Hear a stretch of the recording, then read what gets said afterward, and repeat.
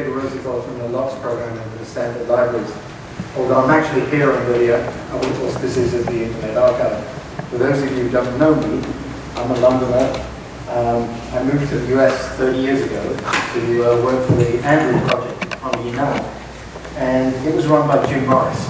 And Jim was very wise about what we were getting ourselves into and said, we're either going to have a disaster or we're going to have a success disaster. And he often added, and I know which I prefer. Jim was exaggerating to make 2 points. Being successful doesn't mean your problems are over. It means you get a different set of problems. And ignoring the problems of success is a good way of preventing it. So the rest of the first half of my time in the US was spent with 3 startups, Sun Microsystems, NVIDIA, and Vurnik Technology. They all IPO. I got rather burnt out. And the second half was taken up with the LOX program, where we do a very specialized kind of web preservation, which is around subscription e-journals, e-books, things like that. So I'm a big fan of the work that Herbert, Michael, and the team have been doing, developing a mechanism for accessing previous versions of web resources. We've implemented it in the LOX team. I would love to see it become a success, but my startup experience tells me that what makes the difference between a disaster and a success disaster is not so much the technology, it's all the stuff that goes around it.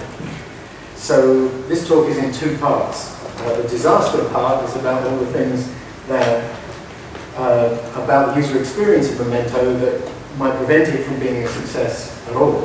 And then the success disaster part is about all the things that will become real problems if Memento avoids the disasters and becomes a success. So developing solutions or showing that I'm wrong about the problems would make this General Assembly a success disaster. But before I get to the problems, I want to look at what success might actually look like. By success, I mean that Memento becomes a normal, widely used part of the everyday web user's experience. Now, 2 diametrically opposed examples of things that have become this level of success. So Google is a centralized service that was successful with users because it was effective at communicating the relevance of the search results to the user's search. It was effective as a business because it wasn't transparent. They could insert ads and charge advertisers. And because it had a viable business model, it was able to finance the massive investment that you need in order to deliver a service at the internet scale. So DNS, on the other hand, is a distributed service that was successful because it was precisely because it was transparent. Imagine having ads pop up every time you want to resolve a DNS name. It doesn't work. Unfortunately, precisely because it was distributed, the cost of providing the service at each node in the network was minimal. So there was no need for a viable business model to finance it. So the first of these problems I want to talk about is marketing. Memento needs either support in the client or it needs some kind of gateway, like the one that the BL runs. Support in the client at the moment means a plugin. And unlike Flash, where the download and installation of the plugin is triggered by going to a URL that has a MIME type that the browser doesn't recognize, the plugin has to apply to all the MIME types. So installation of the plugin isn't automatic. The user has to be aware that they need to install this. And apparently, so far, only about 555 users have been aware enough to install the Memento Fox plugin. That's what it says on the web page. Similarly, using a gateway like the BLs means that you need to know to go to that gateway in order to use it. You've got the same kind of mindshare problem. The marketing problem around mindshare is that the Wayback Machine has captured the mindshare people know that the way they get to preserve web content is they go to the Wayback Machine. 35 unique IPs do that every second of every day. It's the 230th most visited site on the web. That is mindshare. This isn't a problem of Memento, it's a problem for Memento. Ahmed Alsom's research that Michael was just talking about shows us that the contribution, as you'd expect on the web, the contribution of archives to the overall time lapse is a long tail distribution.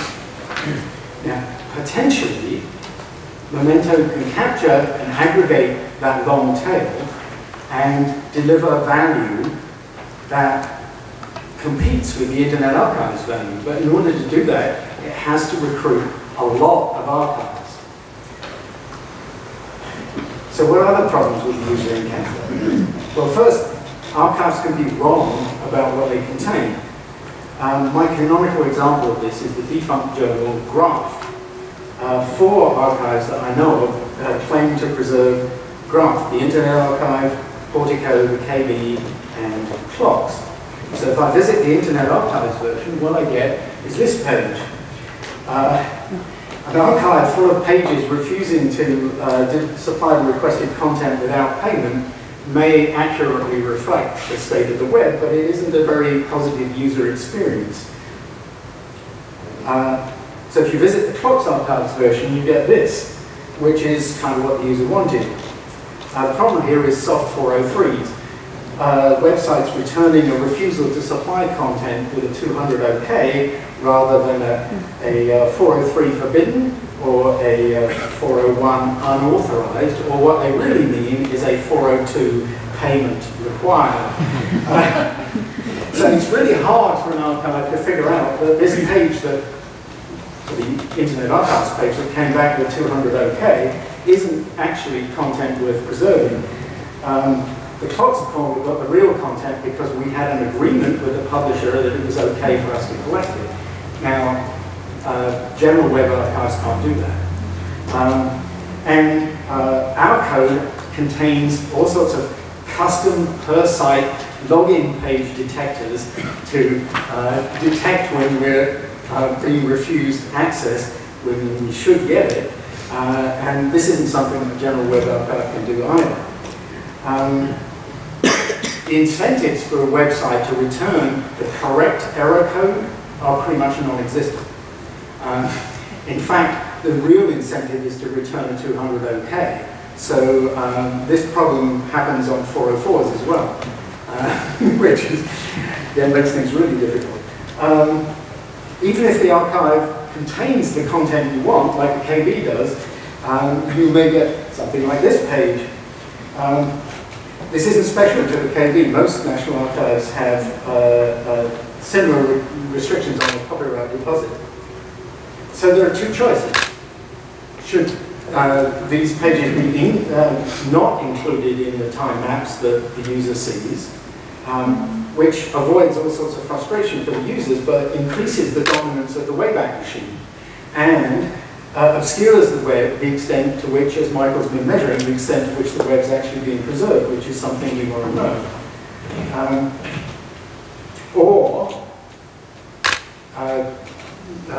Entries like this should be in the time maps, in which case they're degrading the experience of the vast majority of users who aren't at that national library, even the ones who are at some other country's national library. There's actually a strong argument for including even restricted access archives in the time maps. The transparency of these collection measurements means that you can make the case for improved coverage and improved collection policies, and make the case for fewer restrictions on access. But returning to the marketing issue, adding a lot of archives in the time maps from the long tail, whose content the user can't actually access, doesn't really add any value. Only accessible content adds value. So suppose Memento becomes a success. billions of browsers included, millions of websites that are implemented, hundreds of web archives implemented, the first thing that happens is it becomes impossible to know all the archives that might have a preserved version of the URI that you're looking for. You need the same kind of help in the time dimension that search engines provide in the URI dimension. And that's where aggregators come in. Aggregators are going to be very important for the success of Memento. And they do two things. They know where the archives are. Right now, aggregators are basically configured with about a few tens of archives. If it's a success, they'll need to crawl the web and find them. The discovery mechanism by which you find them is removed from the draft. Good reason, doesn't mean it's not needed. And then the aggregators basically merge the time maps together so that the requesting client sees a merged time map rather than a set of individual ones. Now, the draft now has a nice feature that requesting time map from an aggregator is just exactly the same as requesting it from an archive, which is architecturally the right thing to do. Means that there's actually nothing about aggregators in the draft. It doesn't mean they're not needed. So, as Herbert was saying, there are two centralized architectures at the moment. One of them basically holds all the archives on every user URI request. Caching might help a bit, but this isn't going to work at scale. The cache hit rates just aren't going to be good enough. At the moment, we're probably seeing unrealistically high cache rates because there are so few requests that you're seeing that the cache is servicing basically one user at a time. If you're getting 35 a second, the cache is not going to be working that well. The alternative is to hold an index of every URI and every archive. Well, just for the Internet Archive, that's 25 terabytes of index. And so this is going to be a big and expensive thing to run. So we need some kind of distributed aggregator. We need an up-level via some metadata protocol that allows distribution in an intelligent way, as Michael's research is suggesting. Now, if it's going to be a big, expensive thing to run, it's going to have a business model. And the book everyone needs to read is Increasing Returns and Path Dependence in the Economy by Brian Arthur. It basically says that tech markets tend to get captured by a single big player, or at most an oligopoly of a few small players, a few large players that communicate with each other. So we're probably going to end up with one of these things, and it's going to have to monetize the user accesses. And it can't do that if Memento is transparent. Well, what could it do? Well, it could insert interstitial ads. That's going to be a real barrier to success, because people are going to find that to be a pain in the neck. You can't the whole point of Memento elegant user experience is that it's transparent. You can't monetize transparent services. We found that out in the LOX program because our original design was completely transparent. The users could not tell that it was there at all, which made it really difficult to get anybody to pay for it. The other problem is that running a web archive at scale is a very expensive business. Ask the Internet Archive. And so they need to monetize their user accesses. Now, of course, the Internet Archive is free, but the fact that 35 users a second use it is a great way of raising money from foundations and so on to support it. Now we've got this aggregator, and it's trying to monetize exactly the same user accesses that the archive is, so it's competing with its data sources, which is a neat trick if you can do it. The only hope in this area is that if there's only one aggregator, it's then generating a lot of the traffic to the archive, so that gives it a lot of leverage over its data sources. Furthermore, This kind of environment, as we see with search engine optimization, is rife for abuse.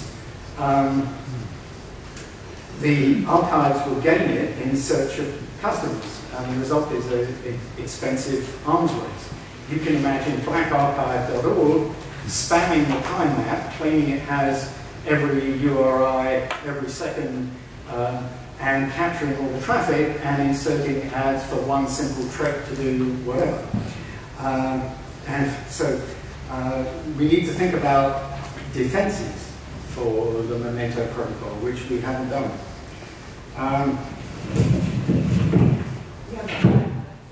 5 minutes? Okay, I'll make it.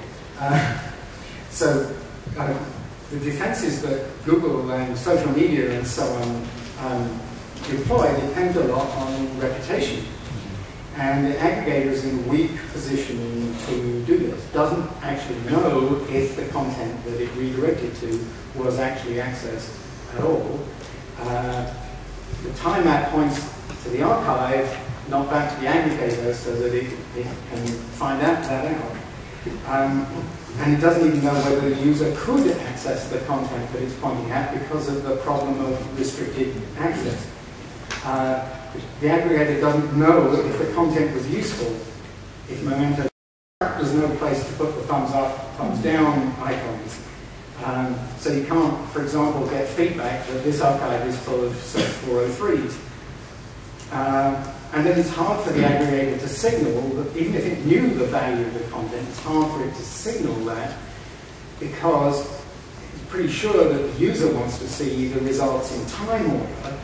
So you can't move the good results up to the front page like Google does because the order that the user wants them in is fixed. So a gateway service like BL's could be designed to frame the preserved content, put in a navigation bar like the Wayback Machine does, and could avoid some of these issues. But it would be not so transparent and and more intrusive. And the temptation over time to monetize this would be make it more intrusive, which I don't think we're on the borders of a dilemma. So, in conclusion, I think the draft was really right to strip down to focus just on the URI level mechanism. Clean, simple protocol, get people to implement it. But the more people implement it, the more the meta-level issues become important for the overall user experience. We need the discovery mechanism because unless we can find a lot of archives, there's little value in Memento over the Wayback Machine. We need aggregation because the more archives we find, the more we need aggregation. And as Herbert points out, we've got a chicken and egg situation here. And the business and scale issues are important for survival. Do we really want a single centralized aggregator? Could anybody but the Internet Archive run it, given the mindshare issues? Do we want this thing to be transparent, or do we want it to be financeable? I don't know. These are questions that we need to think about. Okay.